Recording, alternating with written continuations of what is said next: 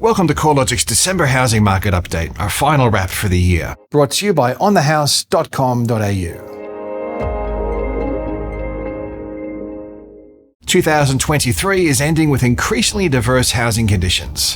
While our National Home Value Index reached a nominal recovery in November, the market from city to city and region to region is moving at very different speeds. The 0.6% rise in the national index in November was the smallest monthly gain since the growth cycle commenced in February. However, it was enough to push the index to new record highs. Following a 7.5% drop in values between the April 2022 peak and January 2023 trough, we've seen an 8.3% rise in values through to the end of November. Overall, it took 9 months for the market to find a floor through the downturn and 10 months to recover the losses, providing a V-shaped recovery in national home values. Multi-speed conditions have become increasingly evident across the capitals, with 3 cities recording a decline in values over the month. These were Melbourne and Hobart, both down 0.1%, and Darwin down 0.3%. Growth in Sydney home values also slowed sharply, reducing to just 0.3%, the smallest monthly gain through the recovery cycle to date. Sydney home values slipped into negative growth over the last week of the month, hinting that we could see Sydney follow Melbourne's lead, stabilising or moving into negative growth territory in December. On the flip side, Perth housing values accelerated into November, posting the largest monthly gain since March of 2021 at 1.9%. Brisbane housing values were up 1.3% and Adelaide values rose by 1.2%. Housing values in these 3 cities are all at record highs and continue to show remarkably low levels of advertised supply, while purchasing activity is holding at above average levels. The Melbourne Cup Day rate hike has clearly taken some heat out of the market, but other factors like rising advertised stock levels, worsening affordability, and persistently low consumer sentiment are also acting as a drag on value growth. Outside of the capitals, the gap between regional and capital city growth rates has converged, with both the combined capitals and the combined regionals index recording a 0.6% rise in values in November. The convergence comes after regional markets have lagged their capital city counterparts through the recovery phase to date. While housing values across both of these broad regions found a floor in January, the combined capitals index has since increased by more than double the combined regionals index, up 9.6% and 4.3% respectively to the end of November. The rise in advertised stock levels has played a key role in slowing housing market conditions in some cities. Vendor activity started to rise through early winter, which is seasonally unusual, following an extended period where new listings consistently tracked at below average levels. The persistent lift in selling activity since June has coincided with slower growth in home values. Total stock levels have been rising since July, indicating that purchasing demand isn't quite keeping pace with the rise in vendor activity. Over the 4 weeks ending November 26th, advertised stock levels were above the previous 5-year average in Hobart, Canberra, Melbourne, and Sydney. In these cities, market conditions are now in favour of buyers, as higher stock levels provide more choice, less urgency, and greater opportunities to negotiate. The same can't be said for Perth, Brisbane, and Adelaide, where advertised stock levels remain remarkably low. Perth listings are nearly 40% below their 5-year average for this time of the year, while listings are more than 30% below average in Brisbane and Adelaide. Unsurprisingly, these cities are continuing to show a consistently high rate of growth amid strong selling conditions. Now let's take a tour through each of the capital city housing markets. Sydney home values were 0.3% higher in November, taking the market 11.9% higher since January's trough. The pace of value gains across Sydney was leading the nation earlier in the year. However, conditions have been easing since a cyclical peak rate of growth in May, when home values are rising at the monthly pace of 2%. The sharp slowdown comes amid higher interest rates in November, but also a rise in advertised stock to be above average and worsening affordability constraints as well. The trends are pointing towards a more sustainable rate of growth in home values leading into 2024, with the potential for a stabilisation or a dip in values over the coming months. Melbourne housing values edged 0.1% lower in November. The trend is better described as a stabilisation, however, technically this is the first month-on-month fall in values since January. The unit sector saw a dip of 0.3% and was the primary drag on values, while houses were stable over the month.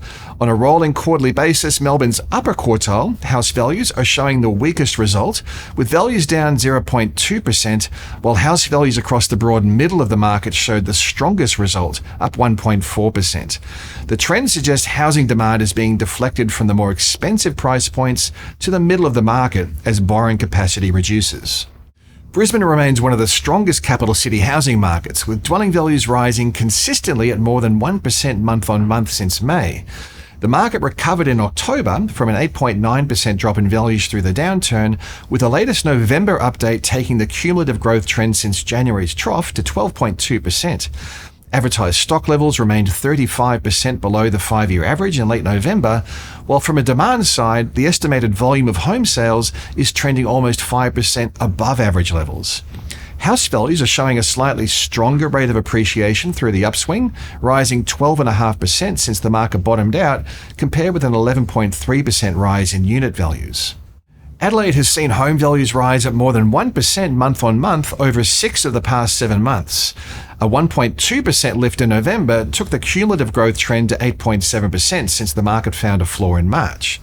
Since the onset of COVID in March of 2020, Adelaide home values are up almost 51%. That's the largest rise of any capital city.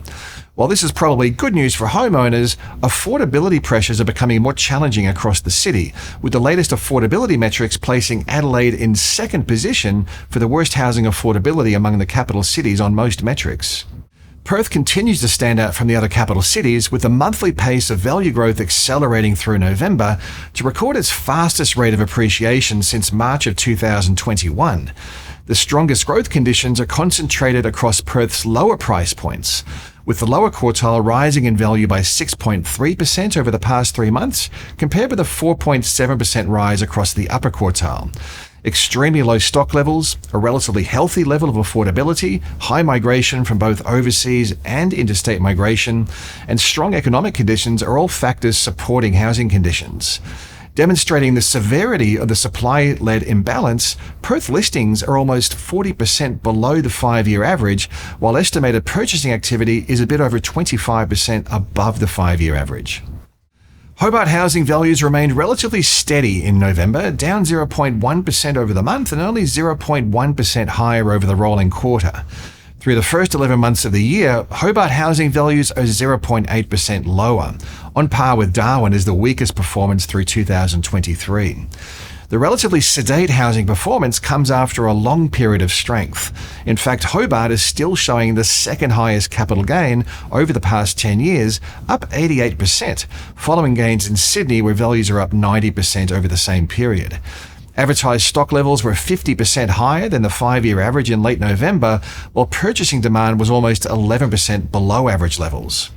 Darwin housing values have edged lower over each of the past 3 months, dragging the rolling quarterly change to negative 0.7%, the weakest reading since the 3 months ending May.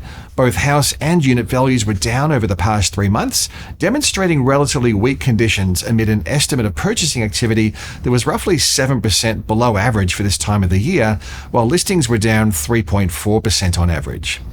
While housing values remain soft, gross rental yields have been strong, rising from 5.7% at the onset of COVID to 6.5% in November, by far the highest gross yield across the capitals. The ACT housing market continues to show a modest rise in values, up 0.5% in November to be 1.1% higher over the rolling quarter. Most of the growth is emanating from houses rather than units, where values are up 1.4% and 0.1% respectively over the past 3 months. Advertised stock levels have been on a consistent upwards trajectory, tracking 15% above average levels in late November.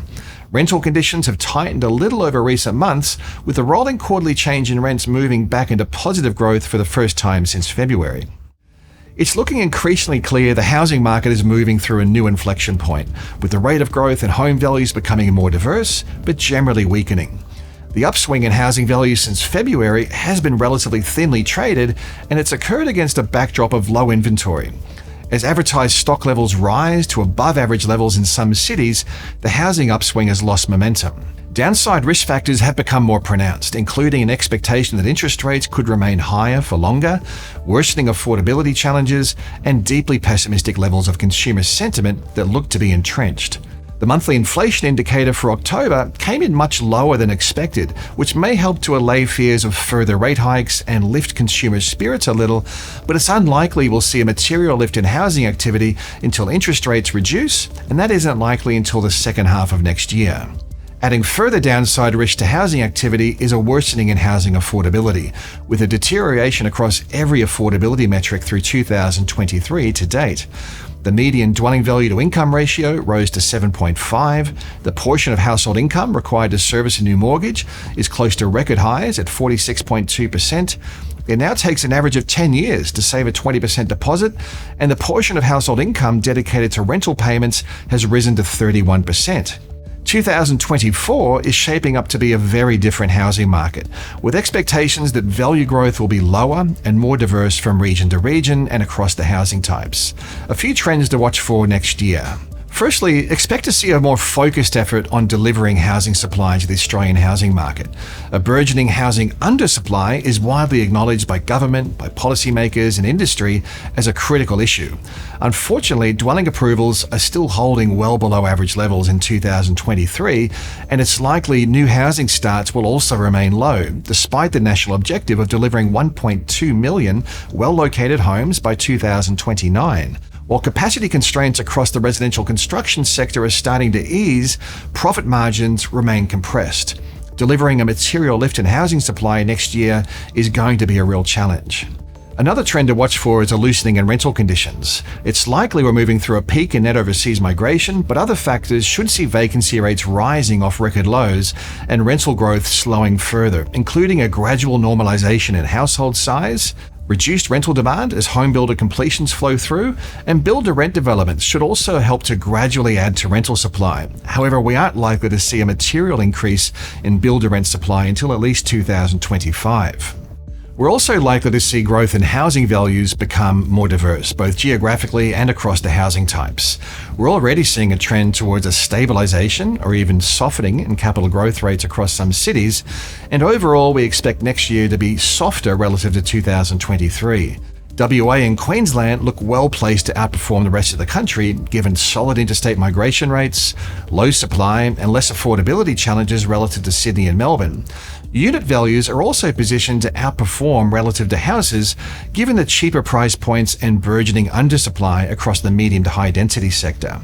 Climate change is also likely to be high on the housing policy agenda, with residential dwellings accounting for around 23% of Australia's energy usage and 11% of carbon emissions.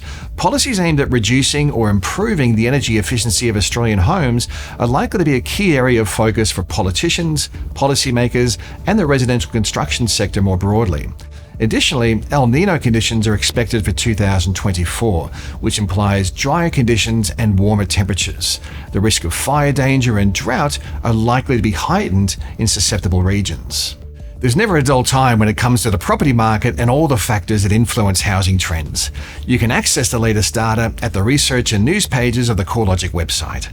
On behalf of the entire CoreLogic team, thanks for tuning into our updates this year, and we wish you all the best through the festive season. Happy New Year, and we'll see you in 2024.